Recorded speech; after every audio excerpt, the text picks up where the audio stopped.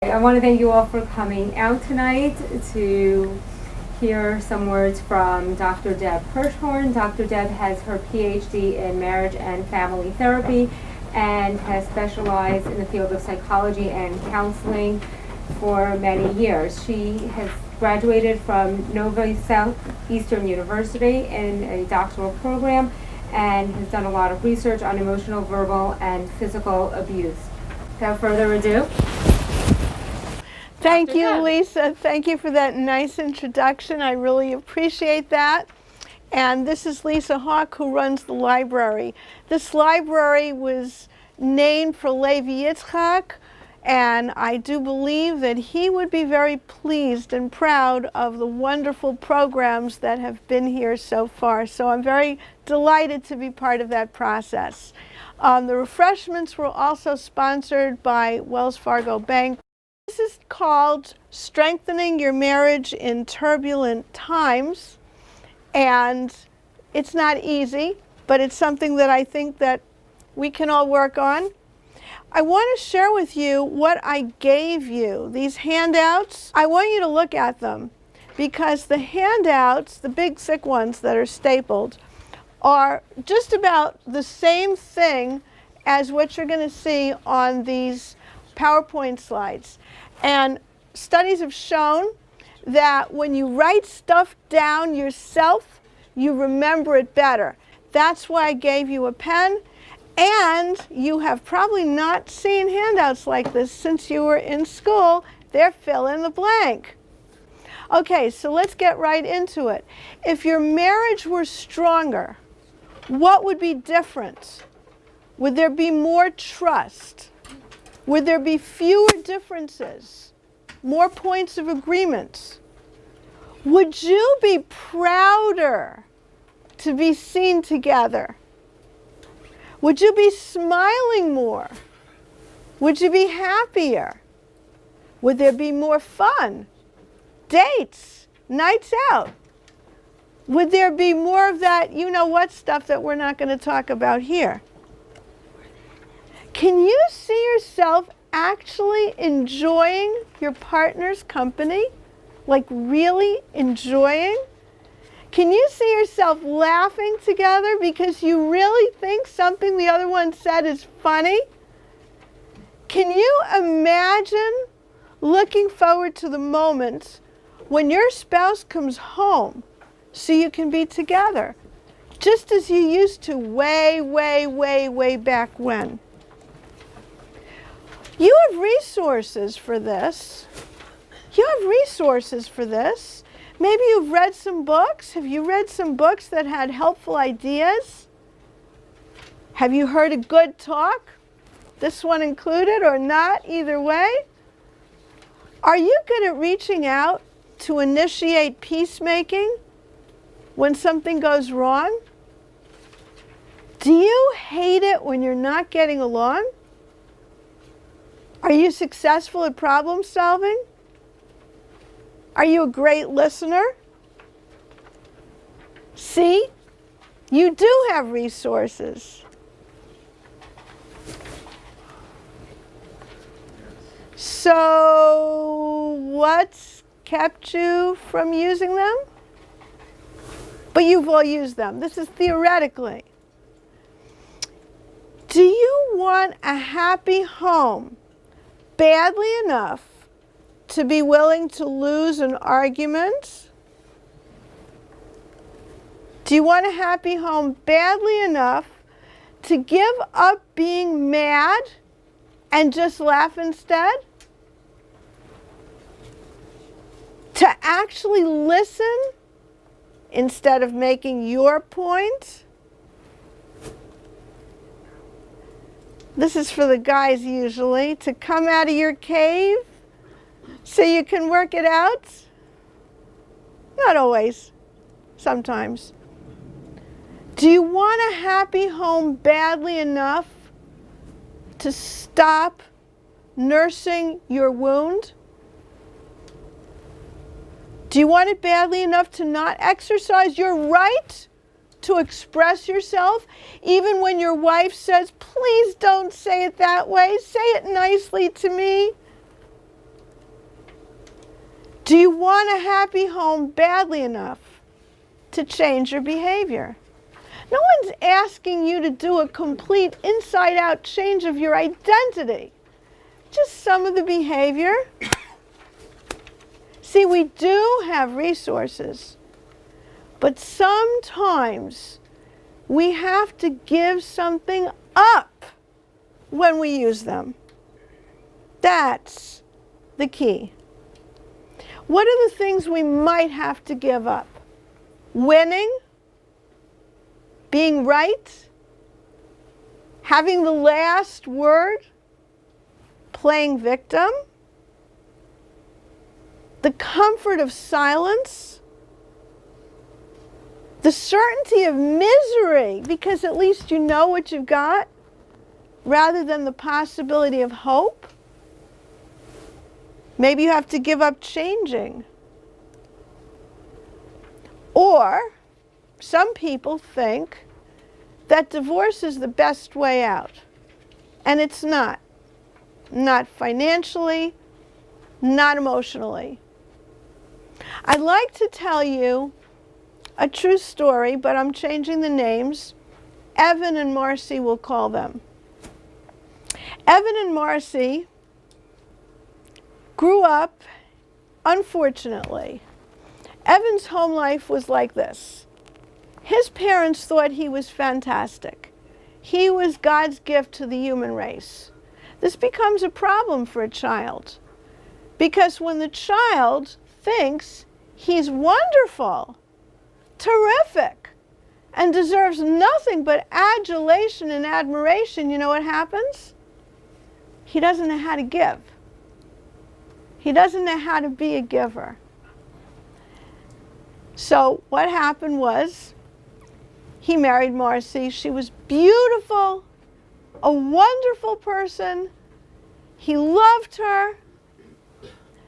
But she had a little problem. She came from a home life with a rather cold mother who did not know how to nurture her. If it sounds familiar, that's because there's a lot of people like that out there. Now, she happened to have been a pianist, and she was very, very talented, very talented. Everyone told her how wonderful she was when she was in concert. There was only one problem. When you're given that type of praise for what you are able to do in your line of work, it doesn't carry over to kind of feed your ego. It doesn't make it over there. That cup is empty of who I am. The pianist part, okay, but who I am, that one's empty. And if it doesn't carry over from her line of work, who's she going to turn to get that nurturing she missed and needs? Who? Evan, thank you. But here's the problem. If you've been a nurtured child and you got heaps of nurturing and heaps of adoration, that doesn't carry over to being able to give it. Unfortunately, you spoil your kids and they don't know how to give. You would think they got the example of it. Doesn't work. It's like, I took a tennis lesson. I took a bunch of them. Can I teach tennis? No. Doesn't carry over from learning it or receiving it to giving it. So he couldn't give. So he would come home from a hard day of work, and he would expect her to be so happy to see him, thrilled that he was there, give him all kinds of warmth and love and everything. But she had this empty cup. She's expecting him to come home and help with the kids, do homework, go through the bath ritual, whatever's needed. So they're each expecting, and no one's getting. The marriage had some cracks, not good ones. So they came for therapy. And you know, they made some very good progress. They actually made some very good progress. They started to really work on stuff because they were both smart and good learners. And they got the point, oh, I have to reach out. I can do that. Okay. And 1 week came, am I blocking? And they came into their counselor and they said, we had a great week. We didn't even fight this week, not one single time. Great week. So we're done. And the counselor was a little nervous about that. You know, it's really tricky to be a therapist because you don't want to look like you're ringing up a bill. Oh, you have to come back, you have to come back. But on the other hand, how do you be done when you've only had one good week without a fight? It's time consuming. It takes some time to incorporate new behaviors, new ways of thinking. It does. So the therapist said, well, I wouldn't quit so fast. You could backslide. I don't want to put that out there, but it could happen. I think you should, nope, we're done. Okay. 6 months later, the therapist got an email, you were right, we're getting a divorce. My wife wanted it, the husband wrote the letter. And she was miserable, and that's it. I can't change her mind. Okay? Therapist couldn't do anything about it. That's it. 6 months later, something very unusual happened to this particular therapist. She never gives out her cell phone number. But to this Marcy, she gave out her cell phone number, one exception, because she could never reach Marcy. And if she saw her phone number, she could text her, and that's how they had been making appointments. So for some reason, the therapist got an email, a text message on her cell phone that she didn't recognize, and it turned out it sort of looked like something she should follow up. So she called the person, and it turned out to be Marcy. Oh, hi, Marcy. How are you doing? I heard you got a divorce. How are you enjoying your newfound freedom? At which point, Marcy burst into tears. And she said, I couldn't have imagined being in the pain I'm in now. But the therapist said, you told me, oops, I meant to say the therapist, you told the therapist that you have never been in so much pain when you were back in the marriage. So now what are you telling me? And Marcy said, no, this is worse. I cry every day. I am not enjoying my freedom. Now, I'll share something with you guys. Statistically, this is exactly what is expected. Oddly enough, statistically, for years after a divorce, the initiating spouse is the one who suffers the most. That person is going to be more depressed. That's just the way it works. Nothing could be done for Marcy and Evan. But I just want everybody to be very clear, divorce is not the best option. The best option is to try to get past giving up the stuff that was on the other page, winning, being right, playing victim. It's okay to give that up. The benefits outweigh the nuisance factor of giving that up. You don't have any more misery or stress or confusion. You have a true friend now when you work on this marriage. You have a lifetime of being loved and appreciated. Life now has meaning, joy, and excitement. So let's take a look at 3 tools for really making this happen. The first one we know is Dan L'Chavschus, but I like to call it the benefit of the doubt for the world. And basically it's the same concept. What's the definition? If you could judge harshly or leniently something that happens, judge it leniently. Go out of your way to give the benefit of the doubt. So I'm going to tell you 4 stories. Elise. Elise is a friend of mine. She doesn't live anywhere here. Friend of mine. She tells me this. She did some kind of a favor or a charitable act for some person in her community that she didn't know. And this was followed up with an email that she sent to this person.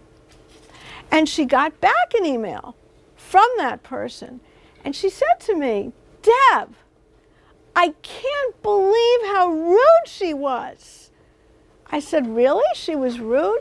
Yeah. She wrote me back an email like this. Do I know you? Hold that story.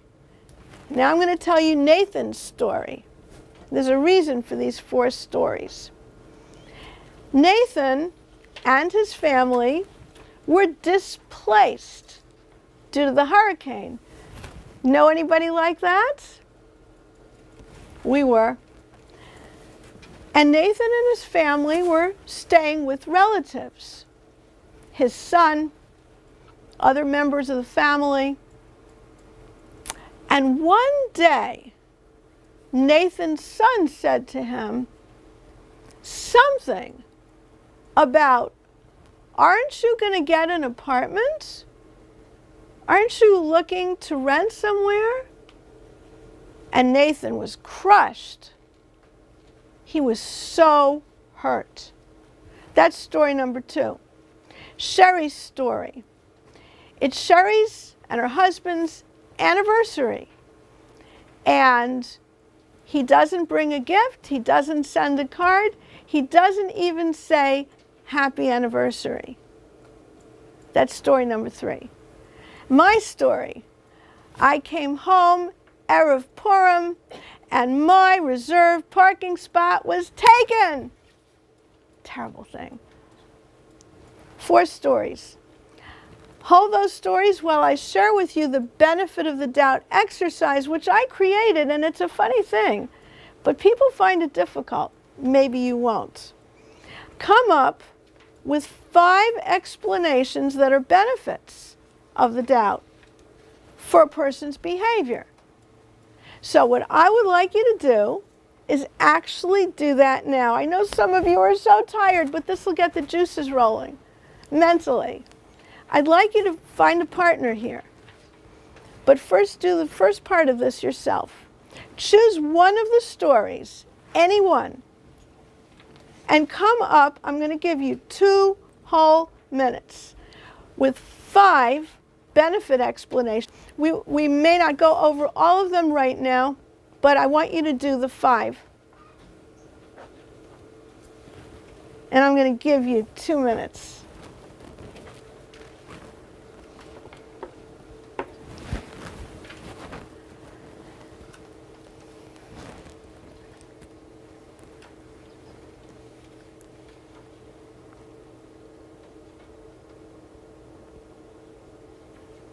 Okay, here's the second half of the exercise. Many of you came with someone. If you didn't, find a partner.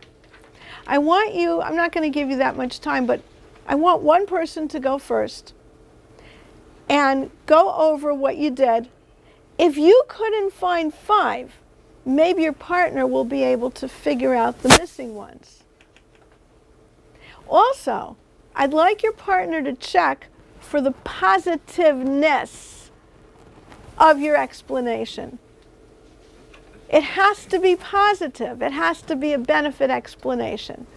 So, is anyone brave enough to share with the group one item on their list? You can tell us who it was, which story, and one item. Anyone? I'm going to give you a star just for volunteering. Tell me what it was. Which story? Yeah, which story and what you said. Okay, Sherry's story. Sherry's story. everybody use Forgot? that. Sorry. Forgot. Yeah, but he's not supposed to forget, so we have to come up with something that sounds really like a good reason. Ah, stress from the day. Okay, he forgot because he had stress from the day. Good, so let's think about that one. What kinds of things would cause someone so much stress from the day that they forgot their own anniversary? Uh-oh, that's not a benefit. That's a finger pointing. So, anybody have an idea? What kind of thing would cause so much stress? Work, something bad could have happened. Maybe he got fired that day. Maybe he had to fire somebody. Maybe he's in that kind of position at work and he had to fire somebody. Maybe his mother just went in the hospital that day. See, if you forget, it's not just enough to come up with a benefit of the doubt. It has to be really good. Maybe something went seriously wrong in his life. So do you all have the idea? It's very hard to give the benefit of the doubt, to do it really well, to really think that that other person meant well. It's challenging. People say this exercise is hard. Did anybody do Elise? You did? What did you come up with? So they got the wrong email address mistakenly. Ah, could be. So this is what I said to my friend. Remember, the email that she received says, "Do I know you?" I said, wait a minute, it's an email. Yeah. How do you know what her tone of voice was? I said, what if she wrote, "Do I know you?" You see? It's so different. She's just inquiring because she feels a little strange. Why did this person do so much for me?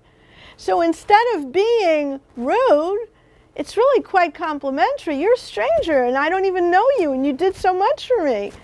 See, you turn it around that way. So when I said to my friend, it's an email, how do you know she didn't say it this other way? She said, oh, you're right.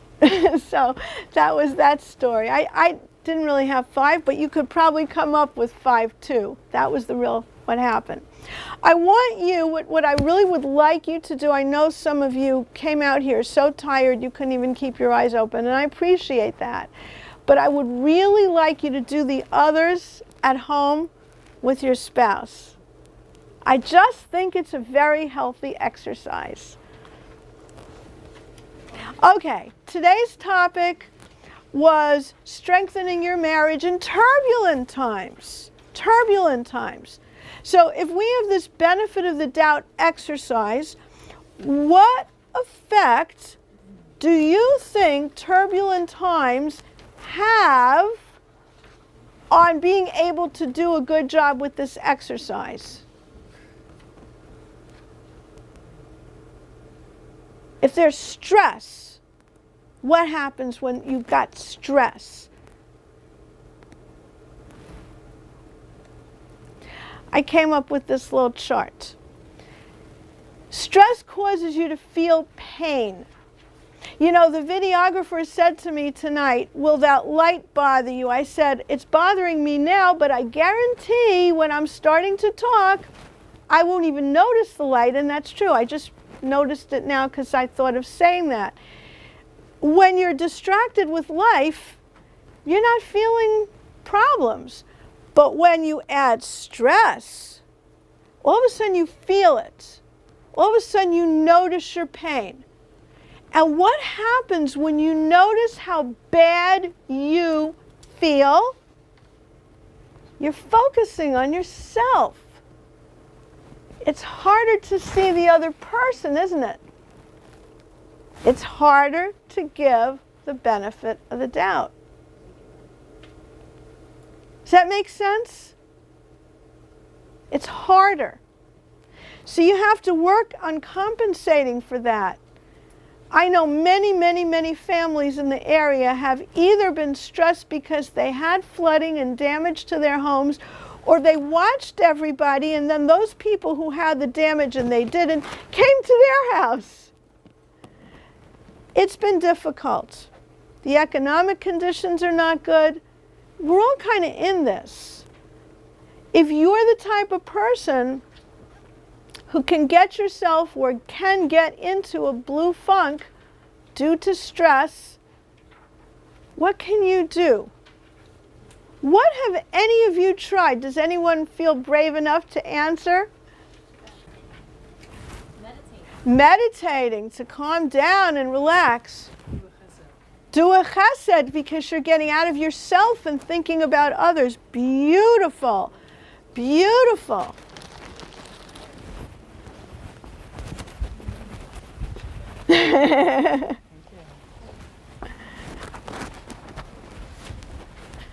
Great ideas. Here's some of the things that I have. Remind yourself that you're just reacting to the stress and tell yourself not to focus on your pain. Then focus on your partner. Or as this lady said, do a chesed, focus on somebody who needs some help. Do what it takes to cheer yourself up. And the humor goes with that. Focus on the future. Set goals. Work on your goals. I know for me personally, when I was going through it just after the hurricane hit on October 29th, my book, which I'll tell you about later, was launched on Amazon.com. So there I was, not even home, living in my daughter's house, and launching a book on Amazon, which became a bestseller. But by focusing on that, I got out of myself and feeling sorry for myself, which I did, I admit it. Focus on the good in your life. Be thankful for the goodness. We're still alive, we still have each other, we still have some of the things that we didn't lose. We have our brain, that's still working. We have some good stuff. Get a good night's sleep, exercise, and there's more. And at home, I'd like you guys to add to this list. How do you get out of a blue mood? Now I want to go to the next tool, because I had 3 tools. Let me explain goodwill. Goodwill takes the benefit of the doubt to another level. It says, I can't give the benefit of the doubt. The facts are so impossible. I can't squeeze out a benefit of the doubt. But I'm going to act as if I did anyway. For example, Zappos is famous online for taking shoe returns. If you've all anybody heard of Zappos? They will take your shoes back that are clearly they've been used. They give the benefit of the doubt that you didn't use it, but you did use it. That's goodwill. A store that takes back ruined merchandise with a smile and says, that's fine, that's goodwill. It's as if you didn't use it. Do they care? Of course they care. But this is how they build a relationship with their customers. So let's take one of the stories. The one I liked best was Nathan's story. Let's take Nathan's story and apply this goodwill concept to it. What if Nathan's son actually said, not only are you looking for a place, but it would be easier on us if you all did find something else. How can you do goodwill when there's no benefit of a doubt possible here? He's actually basically telling Nathan and his family to leave. How do you do it? So I have 2 ideas of what Nathan can do. First of all, Nathan can say to himself, I'm going to let this go because my son doesn't understand the trauma we've been in. He thinks he does. We've explained it to him, but sometimes it's not enough to get an explanation. You need to really experience it, and he didn't. I wrote a few articles, because I write for the Jewish Home, on my experiences going through the hurricane, and I had revelations about my own self that I didn't know I would have. How did I feel about my stuff? Did I care about losing it? It turned out that I thought I did, then I thought I didn't. Different articles several weeks apart. Really, how do you know what it is until you've been there? So Nathan can say, my son doesn't understand. And the reason he did this is because he doesn't understand. He did it, for sure. You can't give him the benefit of the doubt. But he doesn't understand. I'm going to let it go. And here's what could happen. In life, life happens. The Goyim have another word, I don't want to use it. Life happens. In life, something will happen to Nathan's son. It's life. And maybe those experiences will mature him. And he'll understand better. But let life take care of his learning process. I don't have to rub it in, and I don't have to hold a grudge. I can let it go. Alternatively, Nathan can talk to his son and say, you know, I was hurt. I found that hurtful. But you know what? Here's the key. It still has to be a message that's delivered with love. When you do goodwill, it's got to be done with love. Just like when they take the returns in the store that are all messed up and they have the smile and they don't care. The benefit of that is that Nathan will earn goodwill back.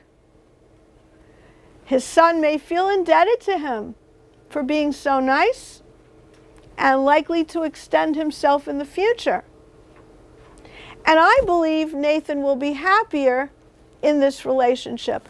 But I put will he? Because I'd like you to answer the following question, either to me or to yourself. What does Nathan have to give up in order to do this? If we go back to the slide with all the stuff there. What does Nathan have to give up in order to do this? Pride. That is exactly what I had in mind. He has to give up his pride.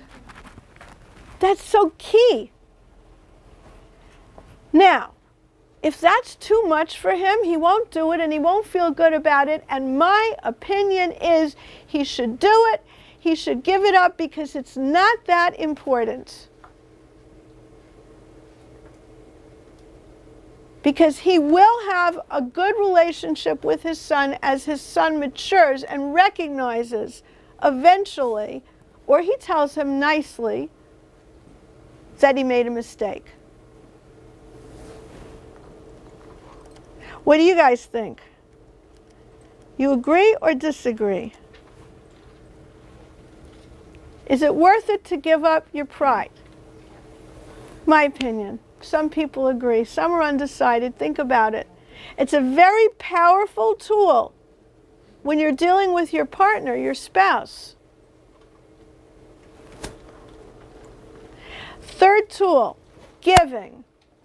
How do you give? Well, first you have to know what your spouse wants and needs in life.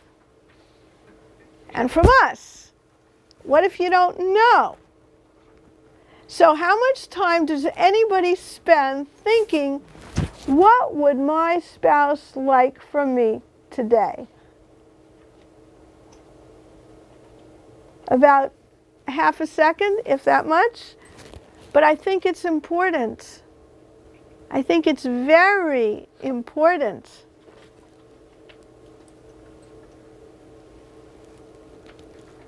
Now, here's a question. Is the giving in words or actions? Now, why am I asking this question? Some of us are word people. I'm a word person. Some people are just doers. They can't articulate the ideas so well, but they do. When you give to another person, should you be using the means, the vehicle that's most comfortable to you or to the person who you're giving to. You know, it's very, very nice if the recipient understands and says, my spouse tried hard and he did it his way. That's nice. But if you really want to give, you give in the language that the person you're giving to appreciates best. What if you have no clue what your partner wants? What if you have no clue? Well, you can observe their behavior, you can make notes, you can listen to what they say, try to figure out from what they're saying what they mean. You can ask other relatives and friends.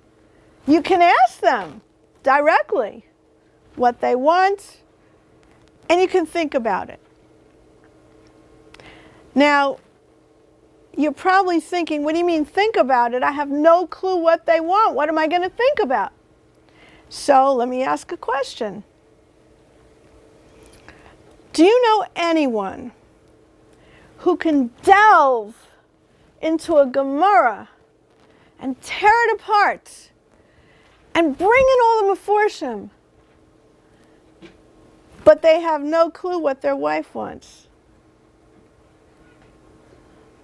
Do you know anyone who can trade stocks successfully, knowing just when to buy and just when to sell and which one, and do it phenomenally well?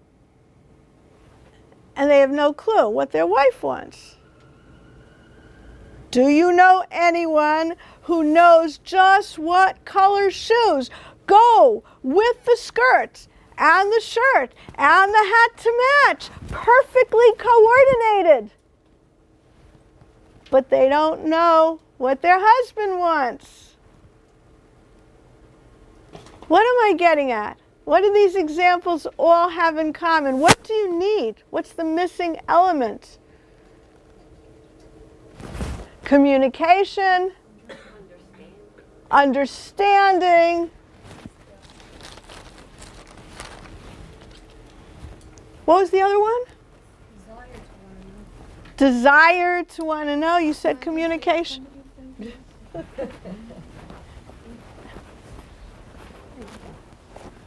Understanding. I am giving you my book, a free copy. Thank you. But how did it feel to receive the book? And it made me feel good to give it to you. And I think it made some people feel bad not to get it. I'm sorry. But see, giving is so wonderful. This was my gift. It's a wonderful thing to give freely. Okay. Once you've figured out what to give, the next thing you need is to be willing not to count the number of times I gave, I did this, and I did. You know, none of that. You can't do that. You can't count because it's no longer a gift. It's a business deal. And that's not what a relationship should be in a family. Finally, how do you deliver the gift? Will you, and I got the words and actions, will you be willing to go outside of your comfort zone to give in the way that the recipient likes best? And here's another thing. Will you give what your spouse needs or wants? This is important because when you give what your spouse wants, they feel wonderful. But I think we're all a little guilty of sometimes giving what our spouse we think they need. I do it. Like, for example, don't eat so much sugar. That sort of thing. A real giving is what they want. And hopefully it's not bad for them. I would like to close with another story, a better story than the one that I told before of Evan and Marcy. This is from that book. That's the book that made the Amazon bestseller, The Healing is Mutual, Marriage Empowerment Tools to Rebuild Trust and Respect Together. Okay, so this is Tom and Linda.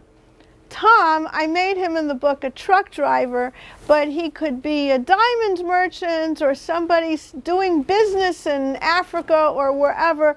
He's out of the house a lot. He's out on the road a lot, away a lot. And Linda's his wife, and every time he gets home from being out, he's looking for something. Doesn't quite know what it is, but he's not happy. Somehow he gets in the house and it's not quite right. He'll walk in and he'll say, "Where's dinner?" Well, Linda didn't have enough of a heads up to prepare dinner, and there is no dinner, and besides that, she's not really sure she should be the one to always make it. True, he's out, but she works. So she doesn't always have dinner. Sometimes he'll get home, and it's so late, Linda's in bed, and he'll go, "Hi!" She's asleep. No greeting. And he'll feel bad. And he'll become very irritated, too. And she can feel that vibe. And finally, one time they were having an argument. And she said to him, "You know, I don't understand you. How am I supposed to know what it is that you want when you don't know what you want? What do you want of me?" Linda and Tom had both in their hearts decided to take these tools seriously. Tom didn't want to be defensive anymore. He didn't want to always have to win the argument. So instead of arguing back, he said to himself, wait a minute. She's right. What is it I'm missing here? What is it I want? Why am I not happy? He didn't know. But he kept thinking about that, trying to figure it out. He didn't argue with her anymore. So he's taking one of his trips out on the road. He's going through a small town, and he sees a child running into the house. "Ma! Ma! Look what I got!" And all of a sudden, Tom has this visceral reaction. I could never do that. Ma wasn't there. And then he knew. That was it. That's what dinner was all about. Family dinners was family. He grew up not experiencing family. That was the missing piece. And he called Linda on the cell phone. He said, I figured it out. And he told her. They both cried a little bit on the phone. Next day, he's heading home, back from his trip. He called her a half an hour before he was supposed to be home, and they had prearranged to have some food in the freezer, and she would take it out. They would have dinner. So she popped it in the microwave.